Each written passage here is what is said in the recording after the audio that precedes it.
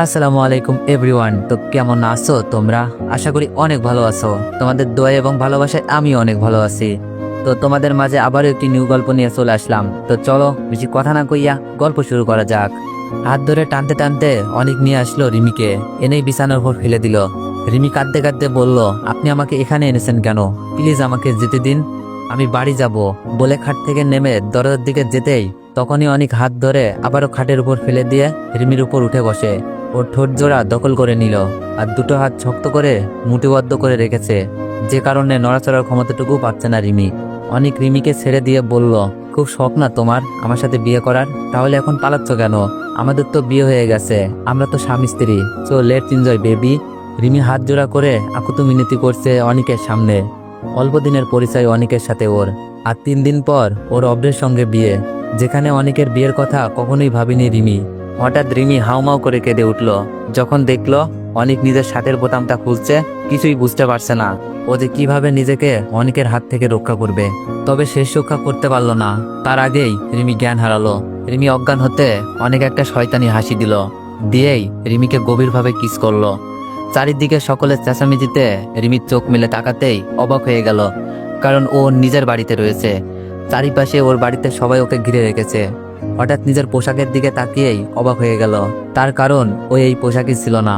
রিমির জ্ঞান ফিরতেই ওর বাবা এসে ওকে একটা ঠাস করে চড় মারল। রায়হান আহমেদ, রিমির আব্বু, এই দিন দেখার জন্য তোকে আমি বাঁচিয়ে রেখেছিলাম, এখন আমি কি জানাবো অব্রের বাড়ির লোককে এই যে আমার মেয়ে একটা দুশ্চরিত্রা? রিমি এবার কেঁদে ফেললো, কারণ ওর বলার মতো কোনো মুখ নেই। নিজেই নিজের পক্ষে যে কোনো কিছু বলবে সেই সুযোগও পাচ্ছে না, কেউ ওকে কোনো কথাই বলতে দিচ্ছে না। রিমির মা, তোকে যে আমি কেন জন্ম দিয়েছিলাম তার জন্য আমার এখন আফসোস হচ্ছে। জন্মের সময় কেন আমি তোকে মেরে ফেলিনি? সকলের প্রত্যেকটা কথা রিমির বুকে তীরের মতো বিচ্ছে, কারণ আসল সত্যটা ওই জানে। হঠাৎ এত কিছুর মাঝখানে আহান বলতে শুরু করলো, ছেলেটাকে যখন এতই ভালোবাসতিস তাহলে চলে যেতিস ওর হাত ধরে, কেন ফিরে এলি, তাও একটা দুশ্চরিত্রা হয়ে?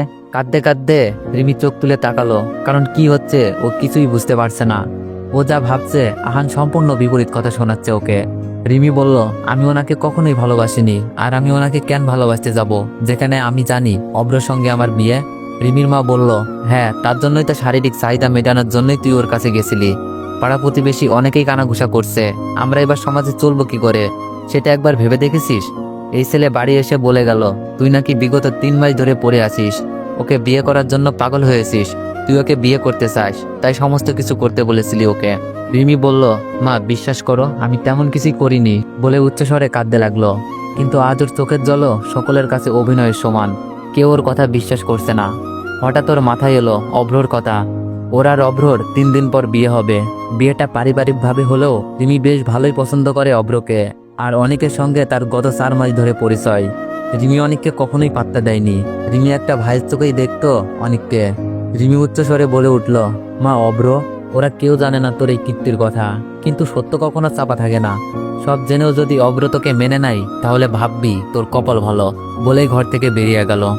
রিমি হাউমাউ করে কেঁদে উঠল, তার কারণ ও এতটাও মনের দিক থেকে শক্তিশালী নয় যে অন্যর বিরুদ্ধে প্রতিবাদ করবে।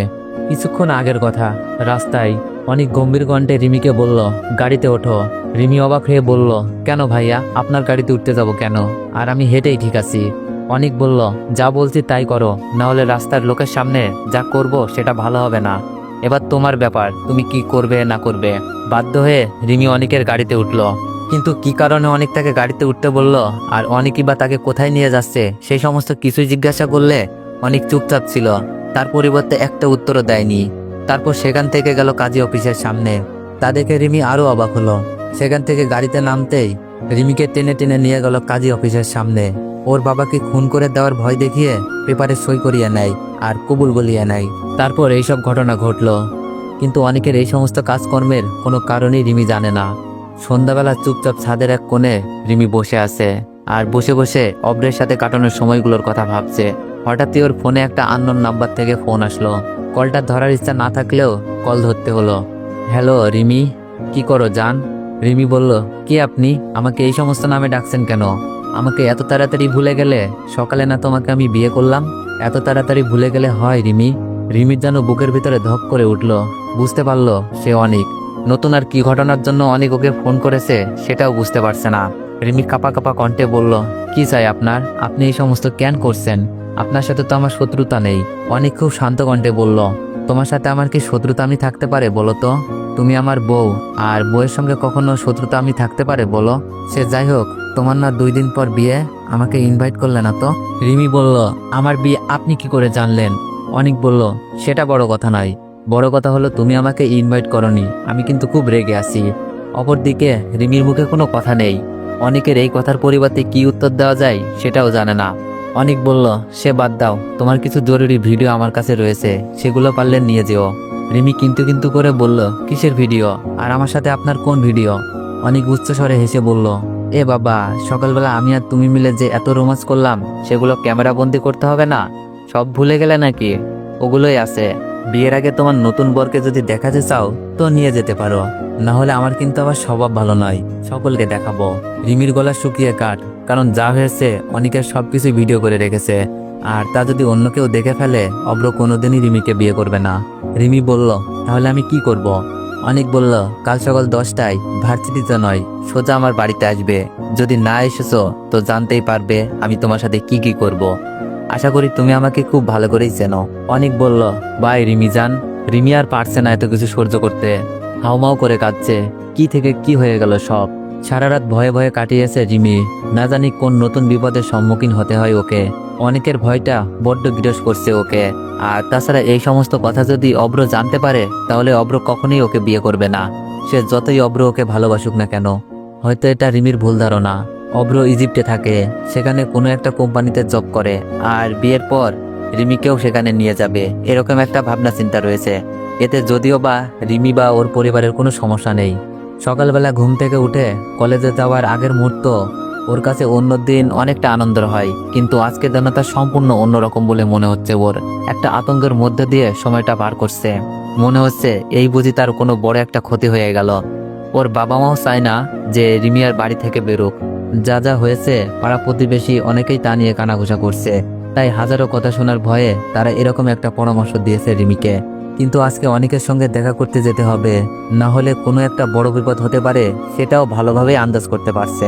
রাস্তার ধারে দাঁড়িয়ে রিক্সা নেওয়ার জন্য, সেখানে দাঁড়িয়ে পাড়া প্রতিবেশীরা রিমিকে অনেকেই কানাঘুষা করছে। রিমি নিজের তার মধ্যে কিছুটা অপ্রস্তুত মনে করলেও তা প্রকাশ করছে না, না হলে তারা আরো চেপে বসবে ওর উপরে। অনেকক্ষণ ধরে রিমি দাঁড়িয়ে আছে অনেকের বাড়ির গেটের সামনে।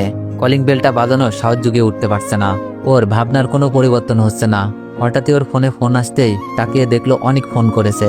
অনেকের ফোন দেখেই চমকে উঠলো রিমি। অনেক বলল, রিমি জান, বাইরে দাঁড়িয়ে কেন? শ্বশুর বাড়িতে ঢুকবে না নাকি আমাকে নিয়ে আসতে হবে? তুমি লজ্জা পাচ্ছ তাই না? রিমি বলল, আমি আসছি। বলেই কলিং বেল বাজাতেই একটা সার্ভেন্ট এসে দরজা খুলে দিল। রিমি তাকে কিছু না জিজ্ঞেস করতেই তিনি রিমিকে বললেন যে উপরের ডান দিকের ঘরটা অনেকের। সিঁড়ি দিয়ে উঠছে আর ক্রমাগত দুটো পা কাঁপছে, কারণ সারা বাড়িতে একটা মানুষজনও নেই। সার্ভেন্টগুলো নিজেদের কাজে ব্যস্ত। ও যদি কোনো বিপদে পড়ে তাহলে কেউ যে ওকে সাহায্য করার জন্য ছুটে আসবে না তা বুঝতে আর বাকি নেই ওর। সার্ভেন্টের কথা মতো বড় রুমটার সামনে যেতেই দরজা খুলে অনেক রিমির হাতটা টেনে ঘরের ভিতর ঢুকিয়ে নিল। তারপর সঙ্গে সঙ্গে কোলে তুলে নিয়ে বিছানার উপর ফেলে দিল। অনেক এখন রিমির উপরে। ওর গরম নিঃশ্বাসগুলো ক্রমাগত রিমির মুখের উপর এসে আশ্রে পড়ছে। চোখে রয়েছে হাজারো রাগের প্রকাশ, কিন্তু সেই রাগের কারণ রিমির অজানা। অদ্ভুত এক নেশা রয়েছে অনেকের চোখে। রিমি ভয়ে ভয়ে বলল, আপনি প্লিজ আমার উপর থেকে সরে যান। রিমি আর কিছুই বলতে পারলো না, কারণ তার আগেই অনেক রিমির ঠোঁট দুটোকে আঁকড়ে ধরল, হাত দুটোকে বিছানার সঙ্গে চেপে রেখেছে। রিমি ছটফট করছে অনেকের হাতের বাঁধন থেকে ছাড়া পাওয়ার জন্য, কিন্তু পেরে উঠছে না। অসংখ্য কামড়ে ভরিয়ে দিচ্ছে রিমির ঠোঁট দুটোকে। রিমি ব্যথায় কুকুরে যাচ্ছে, তবুও অনেকের সেই দিকে খেয়াল নেই। এক পর্যায়ে রিমির ঠোঁট কেটে রক্ত বেরাচ্ছে দেখে অনেক রিমিকে ছেড়ে দিল। রিমি উঠে বসতেই ওর ঠোঁটে হাত দিয়ে দেখলো ঠোঁট কেটে রক্ত বেরোচ্ছে। রক্ত দেখেই রিমি কেঁদে ফেললো। অনেক রিমির কাছে গিয়ে রিমির ঠোঁটে আলতো করে চুমু দিয়ে বলল, রিমি জান, খুব ব্যথা পেয়েছো তুমি? রিমি কিছু বলছে না, শুধু কেঁদেই চলেছে। বলার ভাষাটুকু নেই। অনেক আর কি কি করতে পারে সেটা ওর ধারণায় চলে এসেছে। এখন এখান থেকে যে কোনো ভাবে বেরিয়ে যাওয়ার অপেক্ষায়। এমনিতেই যা ক্ষতি হওয়ার হয়ে গেছে, নতুন ভাবে কিছুই হবার বাকি নেই। রিমি ক্রমাগত কেঁদেই চলেছে। তা দেখে অনেক চেঁচিয়ে বলল, কাঁদছো কেন তুমি? আমি তোমাকে কিছু জিজ্ঞেস করেছি। অনেক যেন তার নিজের মধ্যে নেই। রিমি ভয়ে চমকে গেল, ওর কান্না যেন আরো বেড়ে গেল। তারপরেও কাঁদতে কাঁদতে বলল, আপনি প্লিজ আমাকে ছেড়ে দিন। আর আমার সমস্ত ভিডিও ডিলিট করে দিন। আমি তো আপনার কোনো ক্ষতি করিনি, তাহলে আপনি কেন আমার সঙ্গে এরকম করছেন? প্লিজ আমাকে ছেড়ে দিন। রিমির কথা শুনে অনেক জোরে জোরে হাসতে লাগলো আর বলল, তোমাকে ছেড়ে দেওয়ার জন্য তো আমি এখানে আনিনি সুইটহার্ট। আজকে আবার বাসন না করে তোমাকে কি করে যেতে দিই বলো? বাসর কথাটা শুনে রিমি বিছানা থেকে নেমে দৌড়ে দরজার দিকে পালাতে গেলেই অনেক রিমির হাতটা ধরে ফেলল। অনেক বলল, এখানে এসেছো নিজের ইচ্ছায়, কিন্তু যাবে আমার ইচ্ছা হলে, তাই কোনো পালানোর চেষ্টা করবে না। যা বলছি তাই শোনো, আশা করি তোমারই ভালো হবে।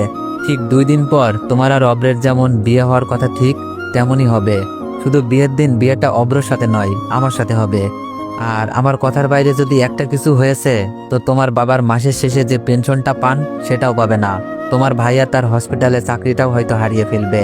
বাড়িঘর সব নিলামে উঠে যাবে, রাস্তায় গিয়ে নামবে তোমরা। আর তোমার অব্র, তার কথা না হয় আমি বাদই দিলাম।